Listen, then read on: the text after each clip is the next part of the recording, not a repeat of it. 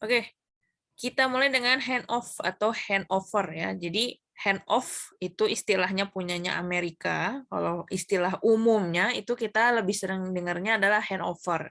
Atau secara definisi itu adalah proses pemindahan panggilan dari satu sel ke sel lainnya. Tujuannya untuk apa? Tujuannya tentunya untuk transfer panggilan.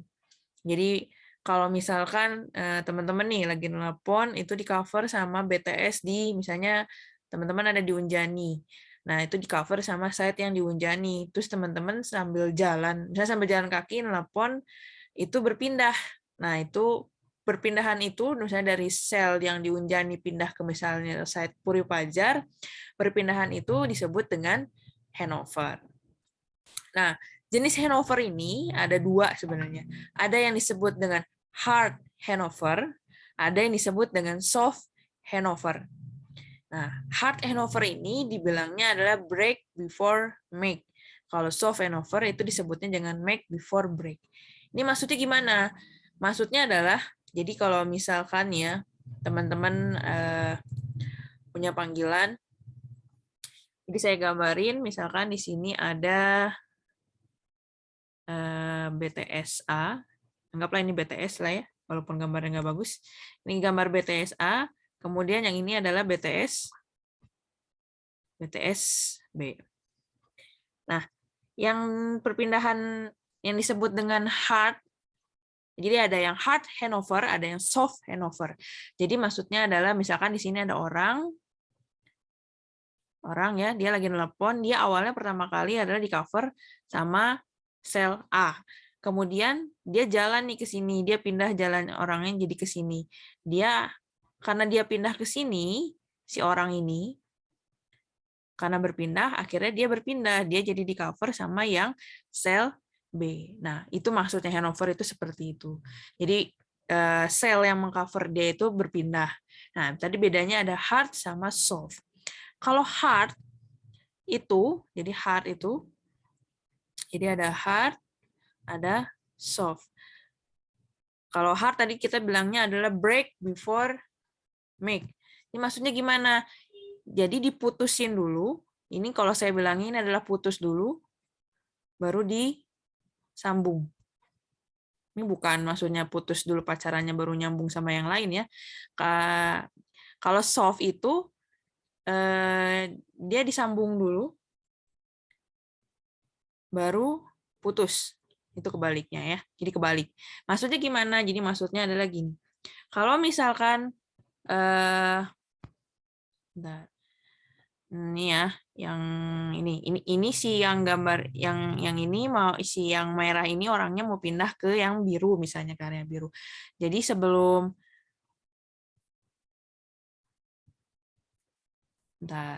si orang ini nih, si orang yang merah ini dia mau pindah nih. Si orang yang ini mau pindah dari sini ke sini. Kalau hard handover, jadi ini diputus dulu koneksinya dengan sel A, diputus, baru dia create hubungan dengan si B, dengan si sel B. Jadi dia baru create ke sel B. Itu kalau hard handover. Jadi yang ini diputus dulu, yang ini yang tadi diputus dulu, baru dia disambungin ke sel B. Beda halnya kalau soft handover. Kalau soft handover gimana? Kalau soft handover itu berarti kondisinya adalah, saya gambar lagi, saya gambar ulang. Ini sel A, kemudian ini ada sel B. Nah, si orang yang di sini, kan awalnya dia terkoneksi nih sama sel A. Nah, kalau tadi itu, kalau hard itu dia diputusin dulu sama si A baru connect ke si B. Nah, kalau soft handover dia enggak. Dia disambung dulu ke sel B. Baru setelah nyambung ke sel B, nanti baru dia putus hubungan dengan yang sel A gitu ya. Itu bedanya. Jadi sebenarnya lebih enak itu adalah yang soft handover. Jadi kemungkinan telepon itu terputus atau gagal itu kecil. Jadi dia nyambungin dulu. Jadi awal mulanya kan dia terhubung nih dengan A. awalnya dia terhubung, sebelum dia mutusin dulu sama yang ini, dia bikin sambungan dulu ke sini, ke si sel B-nya. Baru nanti yang ini, yang sel A-nya baru diputuskan koneksinya. Kalau yang si Hart Hanover, sel A-nya itu diputus dulu, kalau nanti baru dia bikin koneksi gitu. Jadi ibaratnya kalau bahasa kita tuh yang Hart Hanover itu dia putus dulu baru jadian sama yang lain. Kalau soft Hanover dia jadian dulu sama yang lain baru putus gitu ya. Jadi mainnya halus kalau yang soft Hanover ya. Jadi dia dapat dulu yang baru, dapat dulu gantinya, baru dia putusin yang lain. Kira-kira gitu ya. Kan mainnya itu juga soft ya. Kira-kira gitu. Bercandanya kita. Gitu ya. Mudah-mudahan itu bisa dipahami jenis Hanover ini. Jadi hati-hati tipe Hanover ini. Kemudian Hanover, nah ini ilustrasinya tadi saya gambarkan seperti tadi ya. Nah, ini gambaran ininya. Kemudian pertimbangan untuk Hanover itu pertimbangannya adalah tergantung dari kecepatan pergerakan user, ukuran selnya juga tergantung dari ukuran edge cell. Edge cell itu adalah sel di sekitarnya gitu. Nah, yang paling diperhatikan adalah kecepatan pergerakan user. Kalau teman-teman bandingin, misalnya teman-teman komunikasi lagi sedang jalan kaki sama teman-teman nelepon sambil di jalan tol misalnya dengan kecepatan tinggi. Nah, biasanya kemungkinan putus paling tinggi itu adalah di jalan tol ya atau dengan kecepatan tinggi. Jadi makin cepat kecepatannya, itu kemungkinan handover-nya semakin sulit karena membaca selnya itu juga semakin sulit ya karena kan selnya banyak ya, dia harus membaca yang mana yang harus saya tangkap kira-kira gitu. Kalau teman-teman sambil jalan, sambil naik motor atau sambil naik mobil masih kecepatan sekitar 40-60 itu mungkin masih bisa ditangkap oleh sel terdekatnya. Jadi ini sangat mempengaruhi kecepatannya kira-kira gitu. Itu Hanover ya. Nanti secara detail Hanover kita bahas di bab selanjutnya. Jadi mudah-mudahan teman-teman bisa paham. Ini bisa dipahami ya bedanya jenis Hanover soft, Hanover sama hard Hanover ya.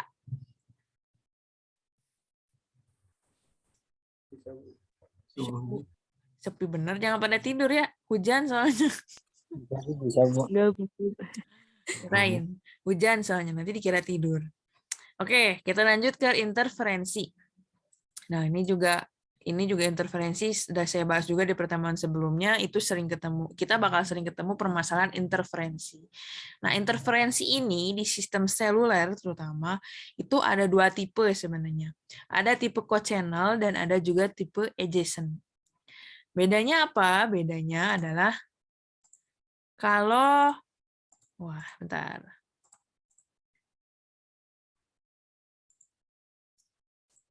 Jadi ada yang tipe co-channel, ada juga yang disebut dengan tipe adjacent. Jadi kalau co-channel itu frekuensi frekuensi si selnya F1 lah ya, frekuensi si selnya itu sama dengan frekuensi tetangganya atau F2-nya kira-kira gitu. Kalau adjacent ini antara frekuensi dia sendiri atau F1 itu nggak sama, memang berbeda dengan yang F2. Tapi nilainya bersebelahan dengan F2. Maksudnya bersebelahan gimana? Kita ilustrasikan seperti ini kira-kira. Kalau saya masih gambarin sel kayak kemarin ya. Seperti ini.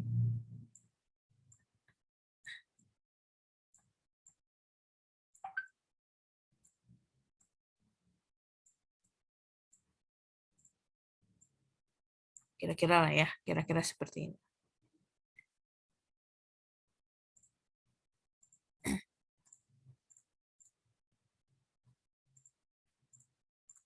Nah, ini yang kayak kemarin ya, yang kuning ini klaster 1, yang merah ini klaster 2. Misalkan ternyata jadi saya tulis di sini ada beberapa frekuensi. Saya tulis misalnya di sini F1. Sorry ya. F1 itu misalkan frekuensinya ini angka ya, kalau saya pakai angka. Frekuensinya misalkan 10 Hz lah, atau 10 aja dulu ya. F1 10, F2-nya adalah F2 11, F3 12, F4 13, F5 ini 14. Misalkan ya, contoh aja ini seperti ini. Nah, yang dimaksud dengan code channel, jadi, nah kan kalau kemarin teman-teman hanya tahu F1, F2, F3 itu pokoknya tahunya frekuensinya beda aja, tapi ternyata perbedaan itu juga ternyata juga harus diperhatikan. Kan kalau teman-teman kemarin, pertemuan kemarin tahunya ini misalnya F1, ini F2, kira-kira gitu. Kemudian tahunya ini adalah F3, kemudian yang di sini nggak boleh F2, nggak boleh F1 juga nggak boleh F2 misalnya, atau yang di sini nggak boleh F1 nggak boleh F2, jadi maksudnya adalah F3, di sini dialokasikan misalkan F2, kira-kira gitu ya, di sini F1. Paling kemarin seperti itu. Ternyata ada rule tambahannya lagi. Apa itu? Tidak boleh frekuensinya tidak boleh sama. Itu teman-teman sudah tahu ya, tidak boleh sama. Tidak boleh sama itu misalkan di sini F1, nah ini nggak boleh. Jadi kalau yang tetangganya ini pakai F1, ini nggak boleh. Di sini F1, di sini F1, itu nggak boleh. Itu akan menyebabkan, itu yang disebut dengan, nih kalau ini F1 dengan F1, nah inilah yang disebut dengan co-channel ya. Disebut dengan co-channel. Nah, kalau yang bersebelahan, ini kayak F2 sama F3, ini kan sebenarnya frekuensinya bersebelahan nih. Kalau teman-teman lihat ya. Yang F2 tadi nilainya adalah 11 frekuensinya, misalnya yang F3 itu nilainya ada 12. Secara teori sebenarnya dia interference. Nah, ini yang disebut dengan interference adjacent. Wah Bu, kalau begini berarti nggak boleh dong sebenarnya. Sebenarnya nggak boleh. Yang baik itu sebenarnya seharusnya adalah kalau di sini F1, di sini F2, kemudian di sini F3, bagusnya sebenarnya di sini adalah kita pakainya yang di sini nih. Kita harusnya baiknya adalah beda selisih. Jadi misalnya beda selisih minimal 2. Maksudnya minimal 2 gimana? Kalau di sini ada F1, di sini jangan F2, pakai saja misalnya F3. Kalau di sini sudah F3, berarti di sini berapa, Bu?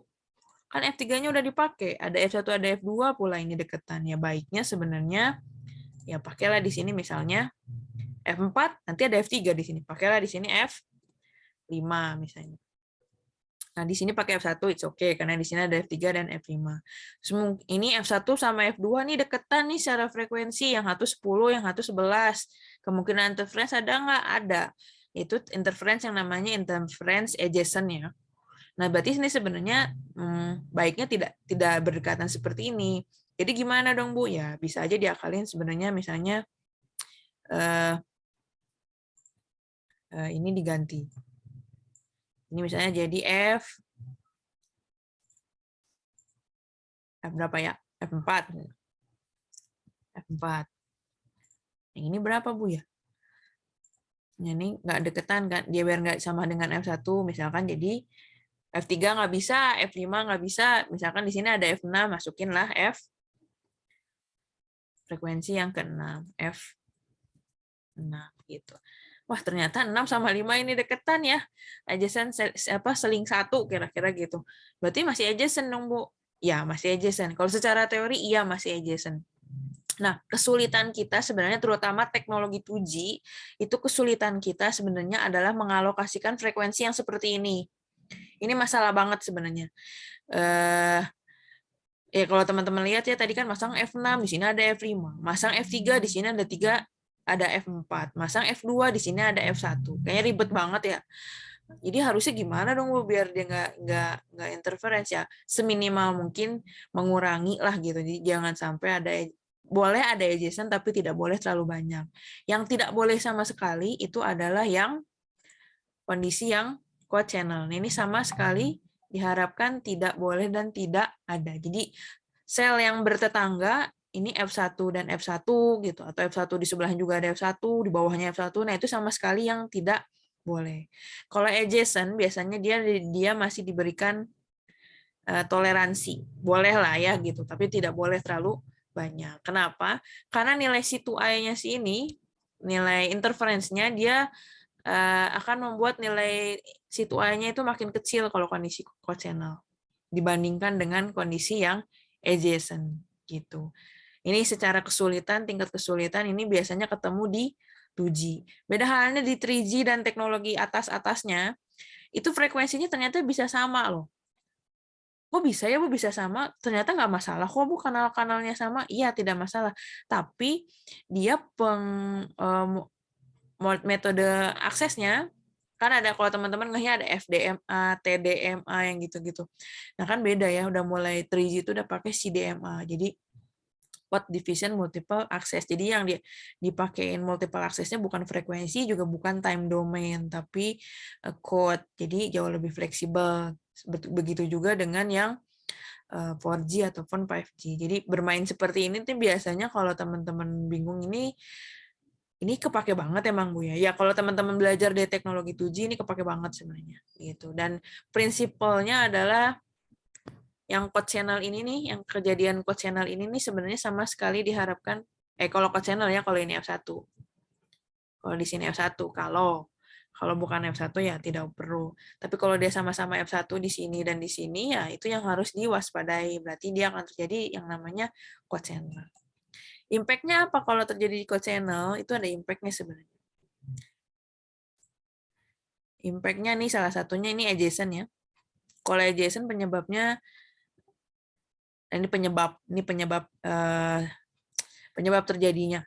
Jadi ada ketidakidealan filter penerima, kemudian terjadi apabila daya dari kanal dingin. Karena ini lebih ke teoritis ya.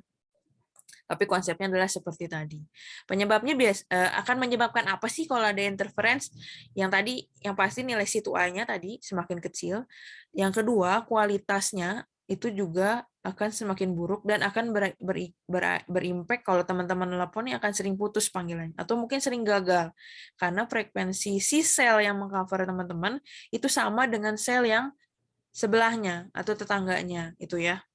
Itu kalau kondisinya co-channel. Kalau adjacent dia masih ada kebijakan, it's okay lah, boleh lah, asalkan tidak terlalu banyak.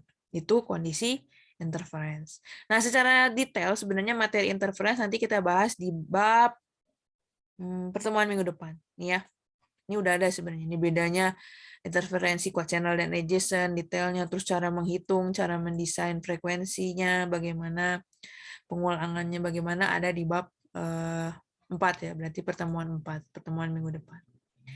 Kemudian ini terkait konsep sistem seluler itu ada trunking and grade of service. Nah, ini lebih ke kanal atau kualitas atau derajat pelayanan yang dinyatakan dalam persen untuk busy hour biasanya. Nah, GOS ini mainannya sama traffic. Nah, kan teman-teman lagi belajar nih rekayasa traffic ya. Nah, ini nanti kaitannya grade of service ini sama rekayasa traffic. Jadi terkait perhitungan traffic di kanal tersebut kira-kira gitu. Nah, GOS itu lebih ke konsepnya adalah di probabilitas blocking. Jadi kegagalan dia saat melakukan panggilan kira-kira itu. Angkanya harusnya gede apa kecil sih kalau GOS? Harusnya kecil karena kemungkinan ini kan probabilitas blocking. Jadi kemungkinan dia terjadi blocking atau kegagalan panggilan itu seharusnya kecil, seharusnya ya. Gitu. Kemudian, nah ini adalah beberapa cara untuk meningkatkan kapasitas pada sistem seluler. Jadi ada beberapa cara. Pertama adalah cell splitting. Kedua adalah sektorisasi. Ketiga adalah konsep zona mikrosel atau mikrosel. Nah, yang paling umum dilakukan adalah cell splitting dan juga sektorisasi. Sektorisasi ini bukan umum lagi, memang default-nya kita untuk sistem seluler itu memakai sistem yang sektorisasi. Nah, kalau yang cell splitting, konsepnya adalah pemecahan sel menjadi sel-sel kecil karena terjadi overload.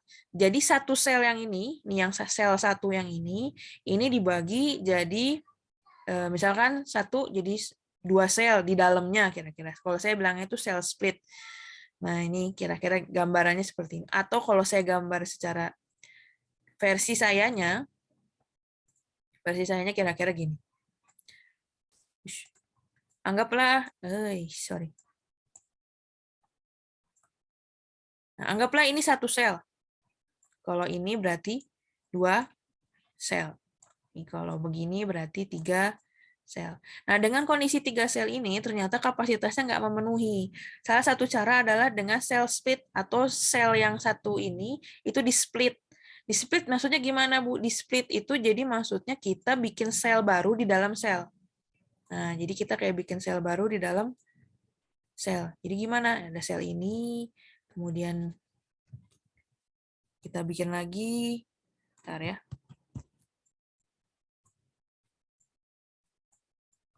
Ada sel lagi di dalamnya.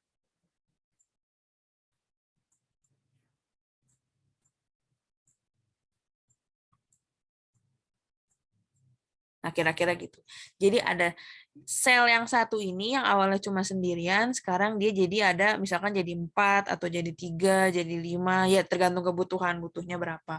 Kalau ini misalkan si sel ini saya gambarin jadi kebagi jadi 4 misalnya gitu. Jadi atau jadi 5. Jadi sel yang ini, sel yang ini, sel yang ini, sel yang ini, sel yang ini, dan sel yang di luarnya. Itu jadi 5 sel, gambarannya gitu. Jadi dari satu sel, ternyata dia bisa dibagi menjadi beberapa sel, di mana setiap selnya tentunya punya kapasitas masing-masing. Jadi harapannya adalah ya satu sel itu akan bekerja untuk satu sel itu sendiri aja. Dia tidak akan mengganggu sel-sel yang lainnya gitu. Sel split ya, itu dibilangnya sel split.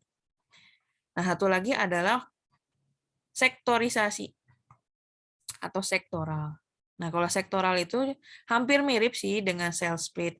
Bedanya kalau cell split ya suka-suka dia ya, mau dibaginya berapa, bagaimana, itunya nantinya menyesuaikan kira-kira gitu. Nah, kalau digambarin sektoral atau sektorisasi, jadi kalau satu sel, ini saya gambar seperti ini. Nah, ini biasanya dibagi jadi 3. Nah, kalau teman-teman nih perlu tahu ya, segi 6 ini jumlah total sudutnya ada berapa? Ingat nggak?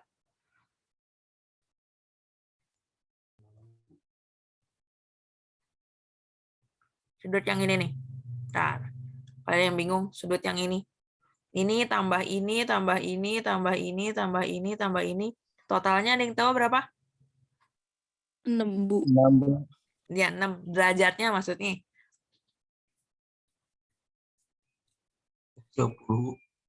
360 ya. Totalnya jadi satu seginian itu si 360. ya ini tambah ini tambah ini tambah ini tambah ini itu 360. Besar sudutnya yang ini 360 dibagi 6 berarti 60 derajat ya. Ya. Nah, kenapa saya bahas ini? Karena sektorisasi itu yang umum itu sebenarnya umumnya ini kan kalau di teori interferensi, sorry. Umumnya itu biasanya dibagi menjadi 3 sektor atau 6 sektor atau bilangnya kita 6 sektor gitu. Tapi ini jarang. Lebih seringnya adalah yang 3 sektor. Karena kalau teman-teman lihat deh kalau ke atas ke BTS atau ke antena tuh ya itu isinya antenanya itu ada 3. Nah, itu menunjukkan 3 sektor. Nah, kalau digambarin itu kira-kira kan yang dibentuknya segi 6 ya.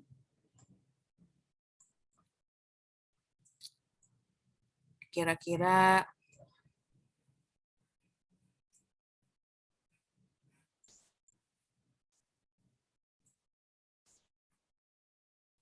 nah gini, kayak kubus jadinya. Jadi maksudnya yang ini, sorry. Yang ini, jadi dari sini ke sini, ini berapa nih? 120 derajat. Kemudian dari sini ke sini ini 120 derajat. Dari sini ke sini adalah 120 derajat. Ini yang sektor arah antena sektor 1. Yang ini arah antena sektor 2. Yang ini arah antena sektor 3. Makanya kalau saya ngegambar antena tuh biasanya saya ngegambarnya gini. Nah, ini arah 0 derajat, ini arahnya 120, yang ini arahnya 240 derajat. Jadi ini antena 1, antena 2, ini antena 3. Konsepnya hampir sama dengan cell split, cuman kalau cell split nggak ada urusannya sama antena juga ya. Jadi dia satu sel aja gitu. Satu sel tapi dibagi-bagi di dalamnya. Kalau ini enggak, dia membagi-bagi area, kira-kira gitu kalau sektorisasi. Jadi kalau tadi ya satu sel begini itu untuk mengcover satu area keseluruhan seperti ini. Nah, kalau sudah dibuat seperti ini sektorisasi, yang bagian arah sektor 0 derajat ya dia hanya mengcover ya area sini saja. Nanti yang 120 ya dia cuma mengcover area sini saja. Yang 240 dia hanya mengcover area sini saja. Jadi nggak saling timpang tindih gitu. Yang misalnya 240 dia mengcover ke sini gitu. Enggak. Atau yang 120 dia mau cover ke sini itu juga enggak. Jadi ya hanya arah yang dia butuhkan saja, kira-kira gitu. Gitu gambarannya untuk yang sektorisasi. Makanya kalau sektornya ada 6, ya kebayang kalau 6 ya. Kalau 6 ya berarti ininya ada 6. Tuh 2, 3, 4, 5, 6, 7, 8, ini 8. Ya berarti kurangi 2. Kira-kira jadi arah ininya ada 6. Kalau ini 3 ya. 1, 2, 3. Nah, sektor harus berapa sih Bu biasanya? Ini 8 pun ada ya. 12 sektor pun ada. Antenanya ada 12, Bu. Enggak, antena cuma 6. Tapi antena itu bisa di dalamnya itu apa ya? Kayak sistem di dalam antenanya itu sektorisasinya bisa dibagi sendiri secara sistem gitu. Gitu ya. Itu gambarannya. Tapi secara umum semua persebaran terutama di Indonesia ya. Saya nggak tahu kalau di luar. Di luar pun setahu saya juga masih sama 3 sektor sih. Secara umum kita pakai sistem yang 3 sektor gitu. Ini sekedar informasi juga ya, pengetahuan buat teman-teman gitu. Jadi kalau antena-antena di BTS itu, dia memang rata-rata itu adalah antena 3 sektor. Ini 0 derajat, 120 derajat, ini 240 derajat. Derajatnya harus segitu enggak, Bu? Enggak sih. Kalau teman-teman misalnya mau masang arah sektor 2 ke sini itu sebesar 10 derajat juga boleh, 10 derajat, 80 derajat juga boleh. Terus sektor 3-nya mau ke sini di arah 270 derajat boleh nggak? Boleh sebenarnya. Sebenarnya bebas mau bentuknya seperti ini atau mau yang begini, begini, itu juga boleh. Jadi sifatnya fleksibel gitu. Cuma yang harus diperhatikan adalah nanti beam antenanya. Ini udah panjang ya kalau udah ngurusin beam antena. Gitu. Karena tiap antena itu punya beamnya masing-masing yang akan berpengaruh pada sektorisasinya. Itu nantilah kita bahas ya. Ini sekedar ilmu aja buat teman-teman kira-kira gitu. Jadi sektorisasi itu dibagi jadi umumnya menjadi 3. Nah, ini gambarannya seperti ini ya. Gitu. Nah, antena direksional ini sebenarnya dapat mengurangi quad channel interferensi. Kenapa? Kalau tadi kan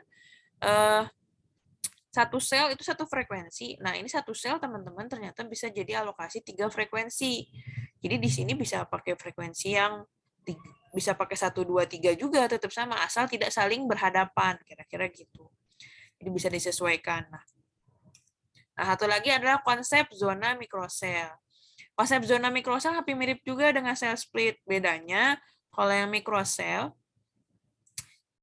itu kayak teman-teman nambahin satu sel di dalam sel, hampir sama ya dengan cell split. Cuman bedanya karakter selnya berbeda. Jadi kayak gini, teman-teman nih komunikasi kan dapat dari BTS yang di luar nih, lagi di dalam rumah nih sekarang nih, teleponan segala macam di cover sama BTS yang ada di luar. Ilustrasinya gini, saya pakai ilustrasi ya, biar kebayang. Nah ini rumah ya, rumah teman-teman misalnya. Nah, teman-teman tuh lagi di dalam rumah nih, lagi teleponan, atau lagi nge-zoom lah, kira-kira gitu. Nah, kalau di sini ada BTS, nah teman-teman tuh di cover sama dapat sinyal tuh sebenarnya dari BTS yang Ini kan kira-kira gitu. Nah, ini konsepnya adalah konsep satu sel. Nah, itu. Nah, tiba-tiba ada zona mikrosel. Zona mikrosel itu apa? Teman-teman misalnya ternyata aku mau ini bikin antena indoor tapi buat di rumah sendiri gitu. Kira-kira mau bikin antena indoor di sini kira-kira buat saya sendiri lah. Nah, si karakteristik dan spesifikasi dari yang ini, sel yang ini dan sel yang ini kan tentunya berbeda ya. Nah, ini yang disebut dengan mikrosel. Yang ini disebut dengan makrosel.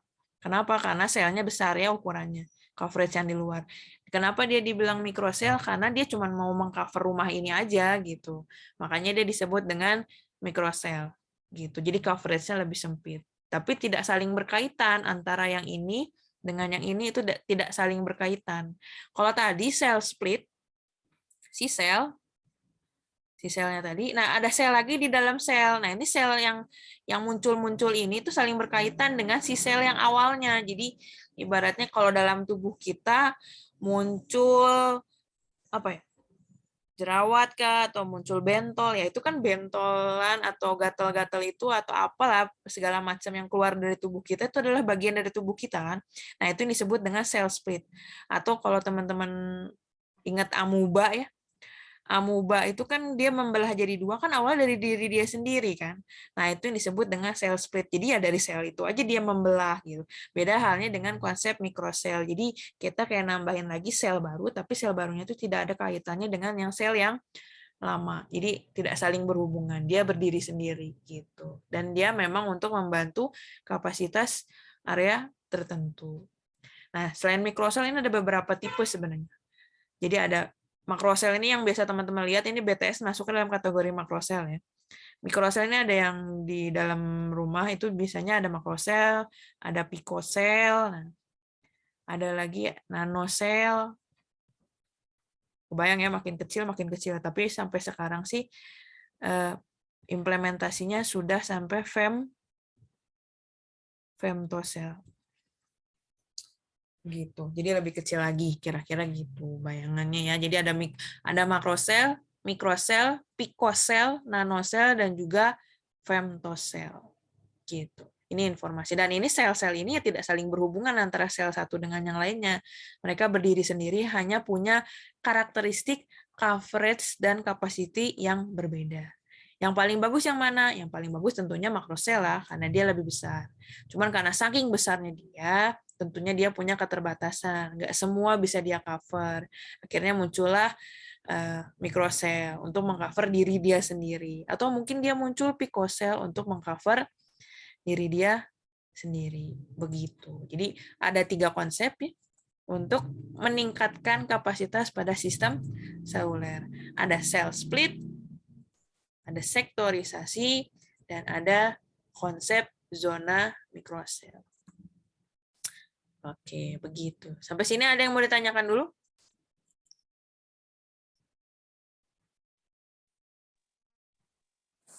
Masih aman, Bu.